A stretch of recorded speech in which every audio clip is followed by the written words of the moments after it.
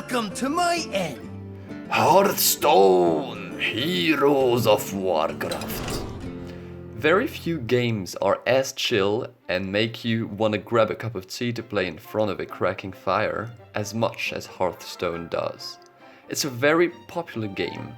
Chances are, however, that you either never played it or stopped playing it very soon after you picked it up, which for a free massively multiplayer game is far from ideal.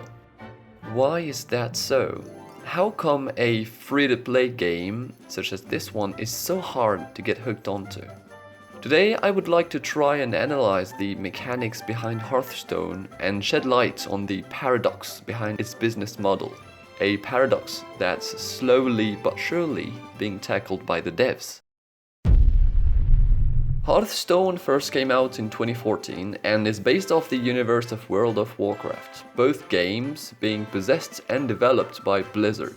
Hearthstone, Heroes of Warcraft, and now Hearthstone, is a massively multiplayer free-to-play, we'll come to that later, collectible card game close to a TCG. TCG stands for Trading Card Game and refers to the likes of the Yu-Gi-Oh!, Pokemon or Magic card games that you most likely have been exposed to at least once. Don't lie, we all try to scam someone by exchanging a common card with high HP against one extremely rare with low HP, because it's worth it. In case you've never seen such cards, a TCG is a game consisting of hundreds of cards, where one has two goals: collecting as many of them as possible to brag about their collection, and or building strong decks. A strong deck often meaning a deck with strong cards and effects that synergize well with one another. Hearthstone is that kind of game. You collect minions, spells and weapons to build decks of exactly 30 cards and engage in duels. There are other game modes, but I'll focus on the core mode, which is standard dueling. To engage in a duel, you select one hero class among 10, one deck that is compatible with that hero, and you start getting your hands dirty. The aim being to bring your opponent's HP down to 0. It seems all nice and well, but to achieve victories, one needs good cards. But how does one get cards? Although I'm using the present tense, this part and most of the video, except part 3, is based off the old model that was in place between 2014 and 2019-2020. Because things have changed a lot recently. Quite logically, once a player has started playing the game, they want to get more cards. So let me introduce the cards earning mechanics, and this is where the rub comes in. There are 3 main ways to get cards. The first, most obvious, is by buying packs. To give you an idea, one pack costs between 1 and 1.50 euros, depending on how many you buy at a time. Each pack contains 5 cards, among which at least one rare or above card.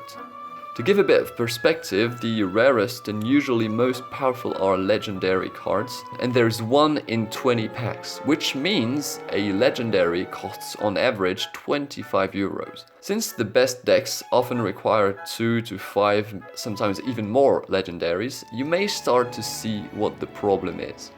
But there are ways to earn cards for free. The first is to complete quests, which give you between 50 and 100 gold per day, one pack costing 100 gold. The second being to earn packs as rewards for different modes, especially the arena back in the days. So you might think that there are plenty ways to get cards without paying, which is true, but there's a tiny mini problem. Getting a decent amount of cards for free requires to be an experienced player. However, to be an experienced player, you need a decent amount of cards, and that's where the problem is. When you're a beginner, although you're given cards, you have little cards overall and little experience. How would you guess what secret the rogue is using? So it's naturally hard to win, and games are not really interesting, and it's really slow to earn cards. You can still have fun, obviously. Hunter go face. But unless you're passionate about it or have a friend to help you, the first weeks are really slow and painful, causing many players, myself included, to quickly stop. Don't worry, however, Blizzard reported 23 million active players in 2020, so it's not like the game is dying, but it's quite sad that so few people manage to keep playing. As I mentioned at the end of the previous parts, Hearthstone's model was too intense in a way. If Clash of Clans was slowly turning the initial weeks of adrenaline into patience or payment, Hearthstone requires patience, payment or skill almost right from the start to be enjoyable. Until now, I've been employing the present tense, but most of what I've said in this video is now wrong and applies to what was happening between 2014 and 2020. Since two major changes have been brought recently. I'm not sure whether the reasons are what I think they are or not, but they first introduced in November 2020 a new quest system, the rewards track, that allows players to gather golds and cards much quicker than before.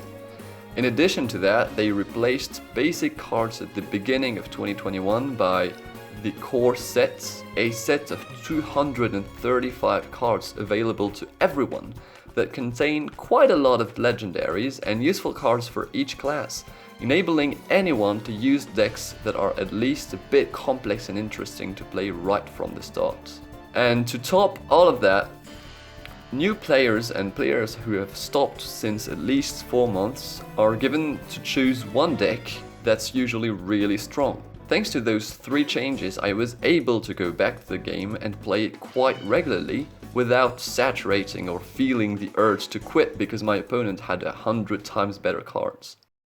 If you haven't yet, give a try to Hearthstone. It really is a relaxing and fun game, aside from the games when your warlock opponent destroys 10 cards of your deck. A game that I think many people could enjoy.